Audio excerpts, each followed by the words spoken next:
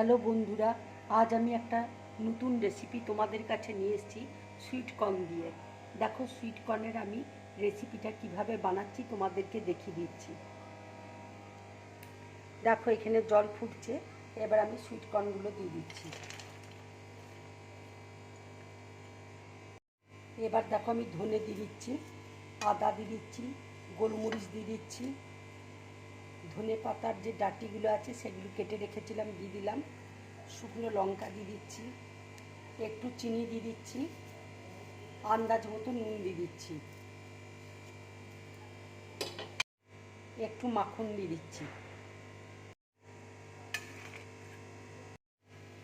দেখো এবার ফ্রাই প্যানের মধ্যে আমি ছোলার ডাল, কলাইয়ের ডাল, এবার দেখো শুকনো লঙ্কা আমি দিয়ে দিচ্ছি, জিরে দিয়ে দিচ্ছি, ধনে দিয়ে দিচ্ছি। মশলাটা দেখো ভাজা হয়ে গেছে, এবার আমি গ্যাসটা অফ করে দিচ্ছি। দেখো সুইট কর্নটা হয়ে গেছে, এবার আমি গ্যাসটা অফ করে দিচ্ছি। মশলাটা দেখো ভাজা হয়ে গেছে, এবার আমি মিক্সির মধ্যে বেটে নেব।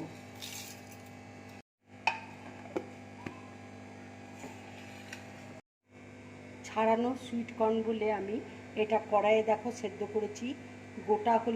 গোটা সুইট কর্ন হলে তোমরা কুকারেও সেদ্ধ করতে পারো। এবার দেখো ফ্রাই প্যানের মধ্যে আমি মাখন দিয়ে দিচ্ছি।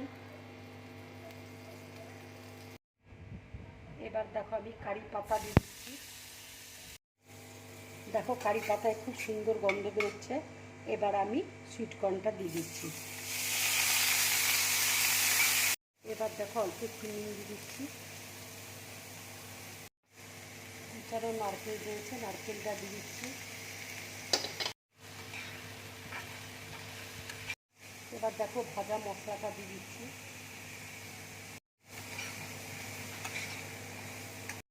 এবার দেখো চিলি ফ্লেক্স দিয়ে দিচ্ছি।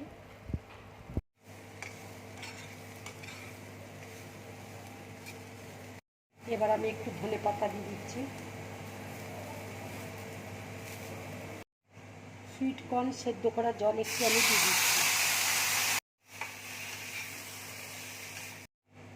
রান্নাটা দেখো হয়ে গেছে, এবার আমি গ্যাসটা অফ করে দিচ্ছি। বন্ধুরা, এই রান্নার রেসিপিটা যদি তোমাদের ভালো লাগে তাহলে লাইক করবে, শেয়ার করবে আর ড্রিম ব্লগ চ্যানেলটাকে সাবস্ক্রাইব করবে। নমস্কার।